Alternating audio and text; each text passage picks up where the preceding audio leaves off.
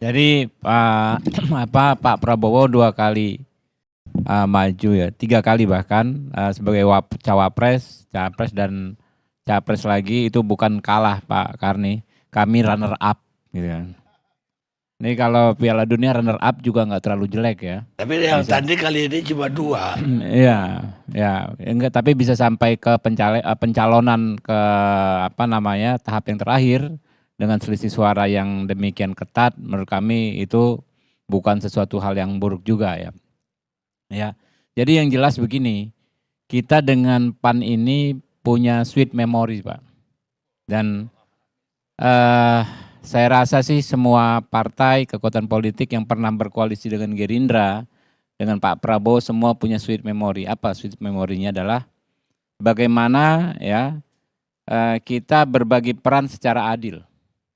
Ya, berbagi peran secara adil artinya tidak ada dominasi berlebihan ya salah satu pihak.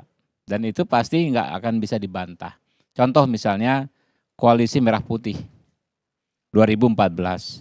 Waktu itu Partai Gerindra itu kalau nggak salah partai kedua peraih kursi setelah Golkar di koalisi Merah Putih. Dan kalau hitung-hitungannya waktu itu kalau nggak salah untuk posisi ketua MPR pas-pasnya itu untuk Partai Gerindra. Tapi dengan kebesaran hati, dengan semangat kebersamaan, semangat berbagi, ketua MPR waktu itu ke Bang Zul ya, ke Bang Zul. Begitu juga misalnya pimpinan-pimpinan alat kelengkapan dewan di DPR. Koalisi Merah Putih waktu itu kan kita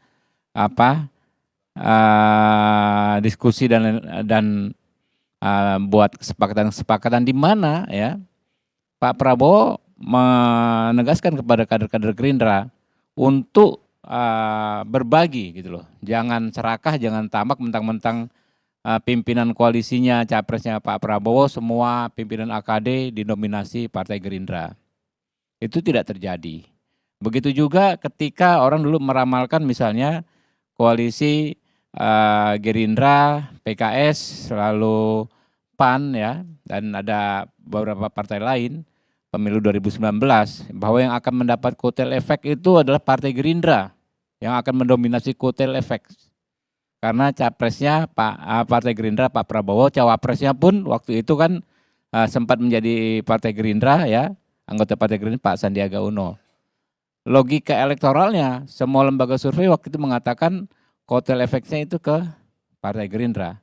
Faktanya teman-teman bisa lihat baik di lapangan saat kampanye dan lain sebagainya sampai dengan perolehan suara, kotel efek itu terbagi, terdistribusi sangat-sangat adil. Ya, rekan-rekan kami, sahabat-sahabat kami PKS, sahabat-sahabat kami PAN juga mendapatkan kotel efek yang cukup luar biasa dari pencapresannya Pak Prabowo. Jadi semangat berbagi itu bisa kita implementasikan sebetulnya jauh sebelum kita benar-benar berkuasa ya. Semangat sharing ya, kebersamaan itu yang ditunjukkan Pak Prabowo. Dan kalau kita mau lihat ya, memang track recordnya Pak Prabowo sejak beliau di TNI ya, muda kemudian memimpin partai politik, lalu di Menhan, memang semangat bekerja sama, semangat berbagi itu yang benar-benar dirasakan oleh orang-orang di sekitarnya. Nah itu menurut kami yang pasti akan menjadi daya tarik bagi rekan-rekan partai politik lain selain hitung-hitungan matematis elektoral. Ada 3 tahap kan, misalnya soal kecukupan untuk mencalonkan, lalu soal kemungkinan untuk memenangkan, dan yang terakhir bagaimana mengisi kekuasaan jikalau dan bisa memenangkan pemilihan. 3 tahapan itu kan menjadi hitung-hitungan teman-teman. Tapi yang lebih prinsip saya bilang tadi, saya pikir kalau dalam konteks kebersamaan, semuanya punya sweet memory ketika pernah bekerja sama dengan kami. Demikian, Bang Karni. Jadi lebih menjanjikan Partai Gerindra kayaknya. Ya sebetulnya kalau dengan Partai Gerindra tuh kita nggak terlalu banyak diskusi lagi Pak. Ya kan sudah teman-teman pasti sudah sangat paham kalau dengan apalagi sekarang tambahan ya.